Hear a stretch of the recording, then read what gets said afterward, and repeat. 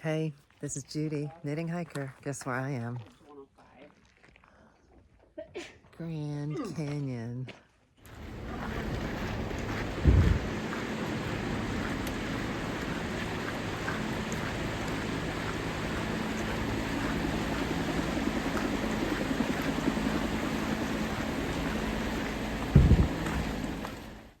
There's not a lot of video on the way down because in the dark we had headlamps, and then after about an hour the sun came up, but I was really scared of heights, so I just had to look ahead of me and put one foot in front of the other. There's a tunnel, and that kept me from being afraid of the bridge.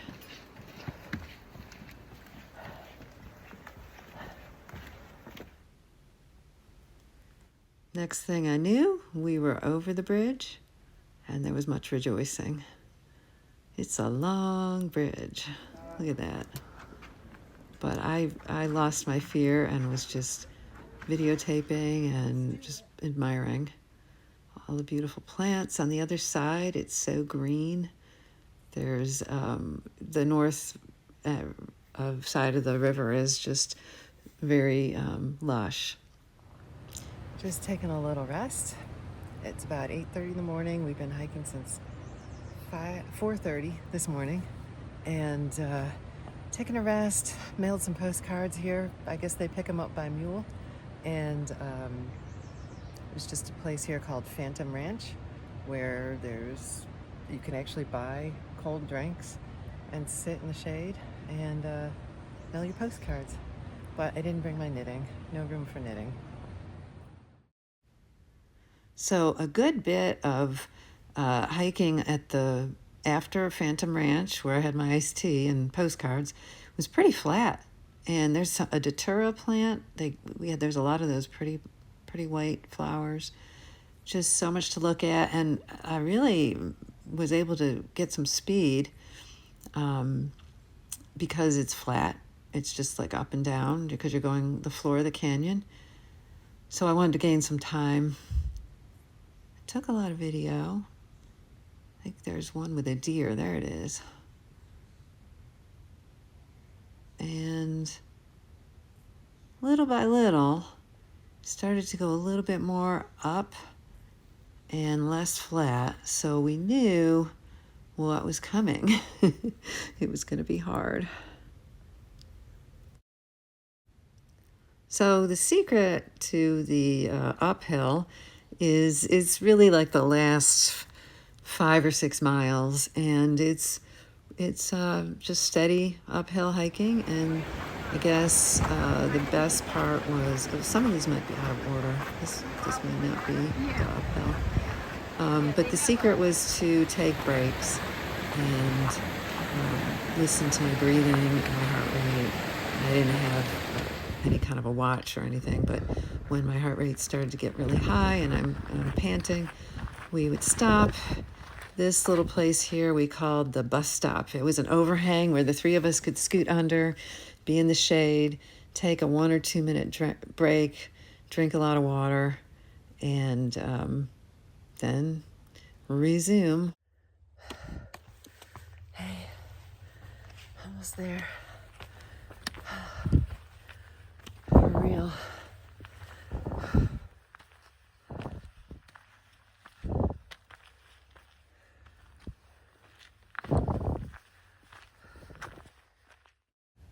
And there it is. Made it to the top. So it took a hike to the Grand Canyon to get me back on YouTube. I have no excuse for why I haven't done any videos, but let's just dive right in. Been a lot of knitting. I'm not going to go over every single project, but I am wearing something new that I made in the last couple months. Got to look at my notes here. This is called the Green Machine. It's just kind of a cropped sweater. It's got a little lace going on the edging, and this is made with really just one skein. I think it was 750 yards of a yarn that's probably discontinued. I think it was called Juniper Moon Farm Findlay, and that is half silk and 50% merino. I bought it a year or two ago and was busy making a lot of lace shawls in preparation for my daughter's wedding, so I had wraps for everyone in case they were cold at the wedding from the air conditioning. And then I didn't use it all, so I had one left over, and I found this little project. It's a free pattern. It's by, let's see, Amy Gunderson, and free project on Ravelry, free pattern. And I highly recommend it. It was nice. I think I added this little lace detail from, you start at the bottom and there's lace and then you go up. So I just kind of added it because it was in someone else's project too. But I always change patterns. So what else is new? Let's see, what else have I done? I'm on a kick with linen yarn. This is just a little face cloth that I made out of some linen that I found at a Recraft store. We have something in Greenville, South Carolina. It's called Recraft, but they're creative reuse centers that are all around the country, and they're just popping up all over. They've been around for a while, mostly bigger cities, but they're starting to catch on all over. And so I got this for a few dollars, and it's 100% linen. And I'm making a little, I guess this would be a hand towel.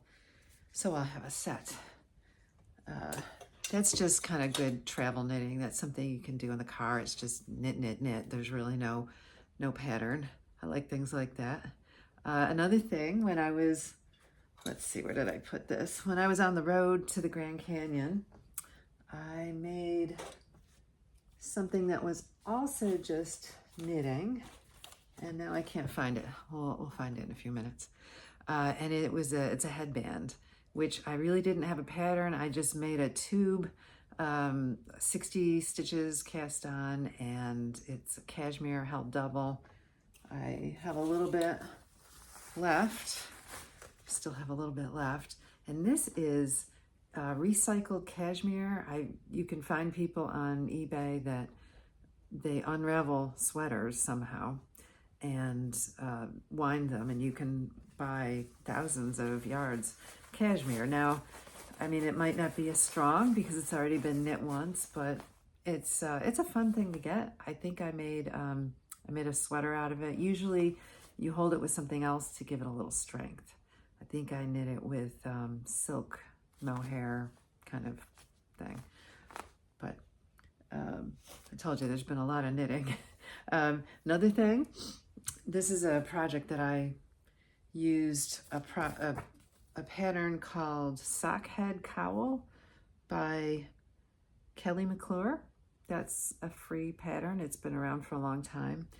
But I made mine with a split hem. I added a split hem to it, and here we go.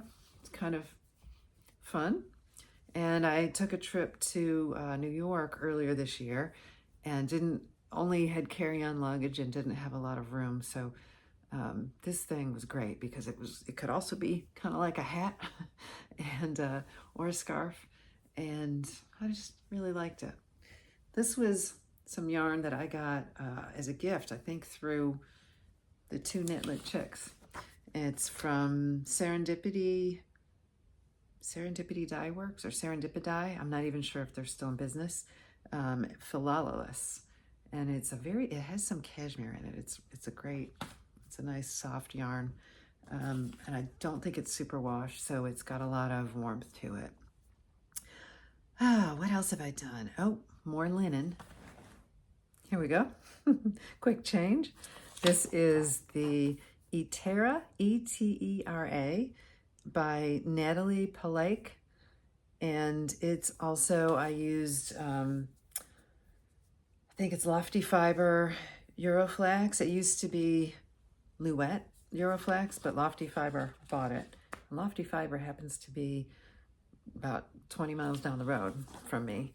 So, but I think it's made in Belgium, but they own it somehow.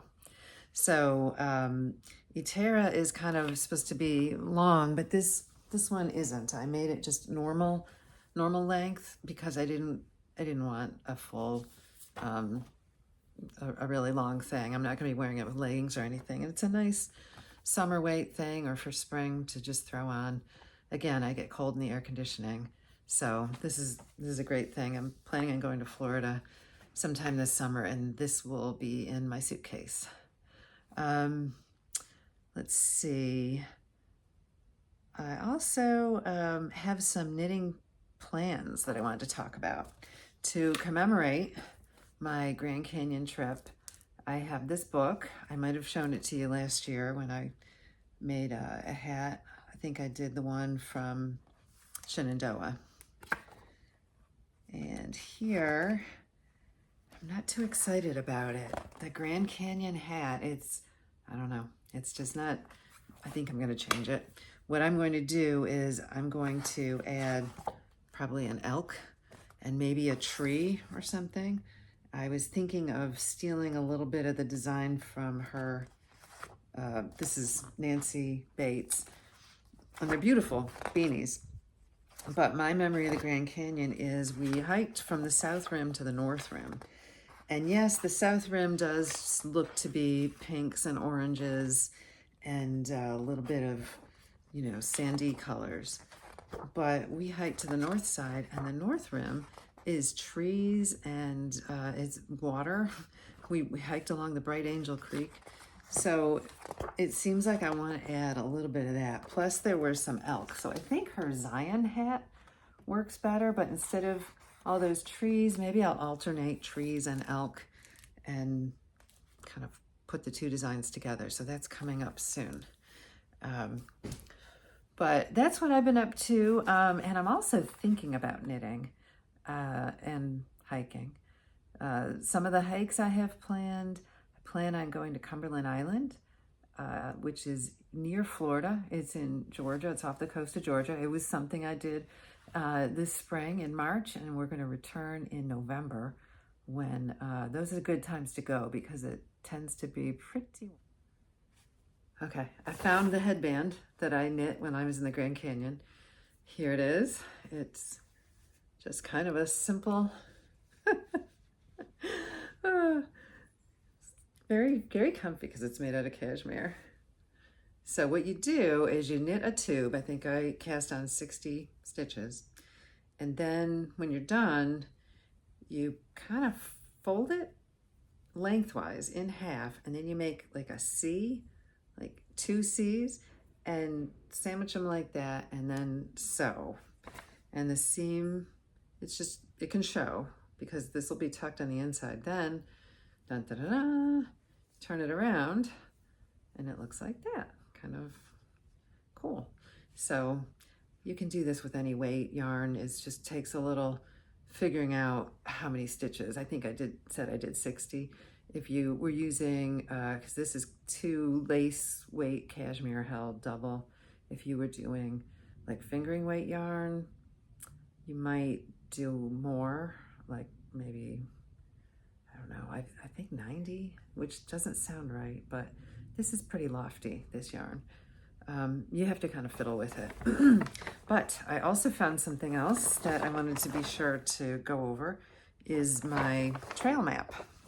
So you're really not going to see much on here, but I'm just so excited. I'm still processing the whole deal. We went down the South Kaibab Trail, which we had to take a shuttle there. It's not something you'll see when you're in the village on the South Rim.